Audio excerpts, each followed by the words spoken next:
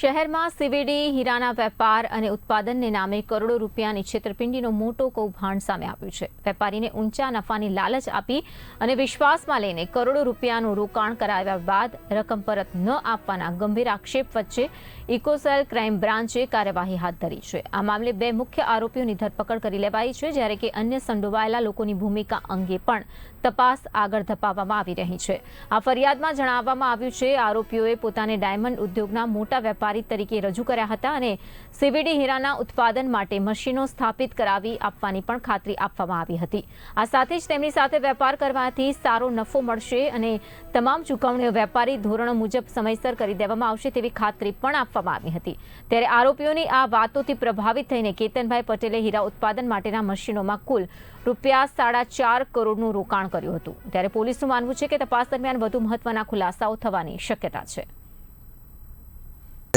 સમગ્ર ગુજરાત તેમજ ભારતમાં નેચરલ ડાયમંડ તથા લેબ્રોન ડાયમંડના વ્યવસાય માટે ખૂબ જ જાણીતું છે અને આવા જ વ્યવસાયમાં સામેલ વેપારીઓ વિરુદ્ધમાં ઘણી વખત વિશ્વાસઘાત અને છેતરપિંડીના બનાવો પણ બનતા હોય છે।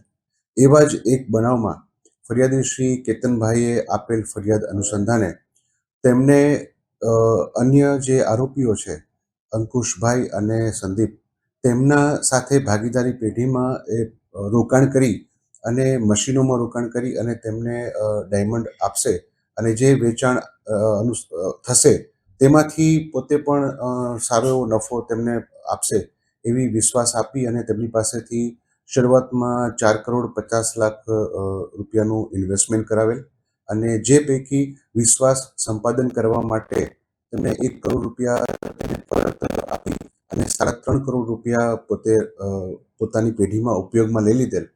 ત્યારબાદ આ નફા બાબતે ફરિયાદી દ્વારા જ્યારે આરોપીઓને પૂછવામાં આવ્યું ત્યારે તેઓએ મશીન હજી વધારે લાવવાના છે, લેબ્રોન ડાયમંડ અત્યારે ગ્રો ઓછા થઈ રહ્યા છે, ગ્રોઈંગ ચાર્જ તમારી પાસેથી લેવો પડશે, આ રીતની વાત કરી અને તેમને પૈસા પરત નહીં આપેલા, જે અનુસંધાને ગુનો દાખલ કરવામાં આવેલ છે। આરોપી અંકુશ અને સંદીપ તેઓની ધરપકડ